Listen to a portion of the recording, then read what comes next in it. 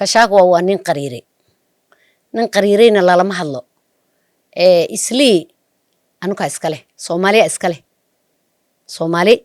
yaa iska leh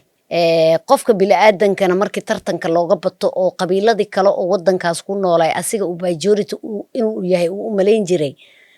Soomaali ay tartankeeda iyo dadaalkeeda ay meeshaas ku gaartay horta nin qariiraan aan ani u arkay midda markaan ku soo noqdo moolka Soomaali ay dhisatay Soomaali iskaashato waay iskaashata iskale meeshaas dad ganacsato oo masaakiin dad waxaan aqaanaa hataa milyan laga qaaday markii la dhisay meeshaas taas markaan ka soo tago ninkaas Mareykan markuu maanta noo imaado ama uu afaara Soomaali soo galo horta jisn nacib ilaa Ameerika ka jira jisn nacib ilaa Ameerika ka jira Soomaali hadday mid noqotona nin qaban kara malaha marka taas mid ay cabsiinayso Soomaali ma aha power ay ku sii yeelanaysaa ganacsigaas iyo xoolahaas Soomaaliya iska leh Soomaaliya shaqaysatay kartideedii iyo ragnimadoodayna ku keensadeen arrintaas midda runta markaan ka hadlo ninka Soomaaliga markii la doorto oo North Eastern u dhashay daliishaas uu ku sheegay waa mid sax ah sababta ninkii intuu degnaay tuulooyinkay ka wada imaadeen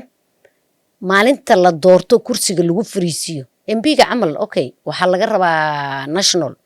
laakiin marka kale waa inay cidiisa inta degnaato gurigiisa shaax laga soo cabi karo masaakiinta uu ka warqabi karo koronto la'aanta ay ilmihiisa nala dareemi karaan lama jirto kashaag waa midaas run ku sheegay wuxuu run ugu sheegay waa wuxuu ayuka ka arkay ishiis laga arkaa ushiisa lagu dhuftaa taas waxaan dhihi lahay markaan madaxdanada u soo noqdo sidoo hadda governor naga sharafta badan uu u suubiyo cidna inay Nairobi degneed cidiisi Mandera degneedna uu Mandera noogu hayo maanta markaan asiga weyna guriga laga helaayo xaaskiisa inay saas yeelaan kashaag waa markaas ma caayeen haddii guri ku dhistaanna waxay noqon lahayd gurina inay dulkoodi iyo abaartoodi iyo kuleylkoodi iyo macalda koronto la'aantooda ay ka warqabaan ee ahaan lahayd laakiin waxa loo caynayo oo loo ugu sheegay kashaag waxa keenayso oo wali ka maqlay media-ga newska inuu dhahay ilmaha ta iskuul nooma soo doonan karaan jaamacada nooma imaan karaan yuu ka arkay ayuu ka arkay sababta anugu iskuulada aan leenahay oon haysanay jaamacadaha aan haysan haddaan culays sii saarno dhul dadeed ma rabna waa may islii haddaan wax walba majority aan saarno ma rabna waa may laakiin markaad gurigaada ka qaxdid wax walba lagugu sheega adiga iska leh North Eastern marka madaxdeeda ayada hay israga bishayso 63 sano wadankan uu xornimo haysta dhaqaalaha naga dhawnku aadi jiri xaga laga maamuli jiri